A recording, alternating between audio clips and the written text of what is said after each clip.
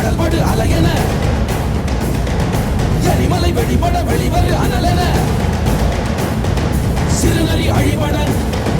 விரைகிற புலியென என் வழி தனி வழி என் வழி தனி வழி என வெற்றி செல்வன் எழுவான் தன் வேட்டை முடித்தே வருவான் என் வழி தனி வழி என் வழி தனி வழி